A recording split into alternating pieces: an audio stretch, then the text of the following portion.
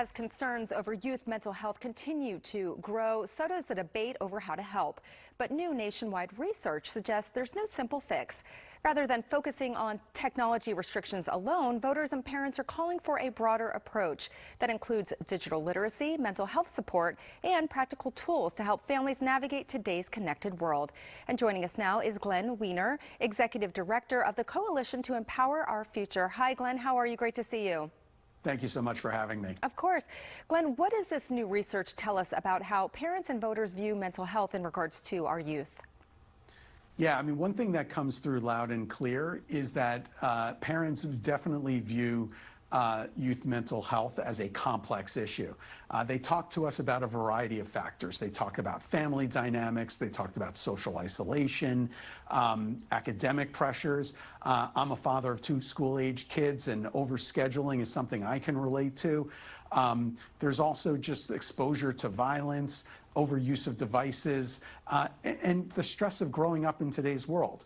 So it comes as no surprise that 3 of 4 parents told us that they would rather see an approach to youth mental health that incorporates all of these factors, a comprehensive approach, as opposed to a more narrow approach that would focus on one factor like phones or devices. Yeah, Glenn, I'm a parent too, and all of those things sound very relevant to what I think about too. Yeah. What surprised you most about the findings? And it was interesting to see how much concern was expressed by parents about the unintended consequences, the potential for unintended consequences of a narrow approach. 75% of parents said that they were concerned because they understand that we need to be teaching our kids using digital literacy to use the technology appropriately, to be responsible and avoid some of the pitfalls.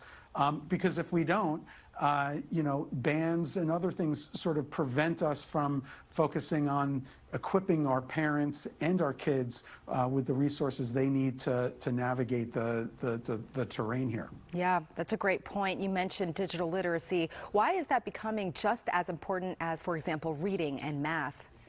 Yeah, it really is it needs to be part of the core curriculum of what we're teaching kids, because understanding what is harmful or misleading information is just as critical to being successful and being career ready. We need to teach kids how to use technology in ways that are responsible and effective. And if we don't, kids aren't going to be able to compete in a competitive global marketplace. Sure. What advice do you have for parents on how to help their kids build healthier digital habits without disconnecting them from the future? Every kid is unique, and parents are in the best position to understand that and to set the appropriate boundaries for each of their children. I have 2 kids, and I know what works for one might not work for the other. But it's also a challenge because in our research, 90% of parents told us they don't necessarily feel comfortable with how to use technology. So when we think about solutions, we need to be thinking about what resources can we get to parents, how do we best deliver it to them so that they can feel empowered to help their kids and guide them through. Yeah.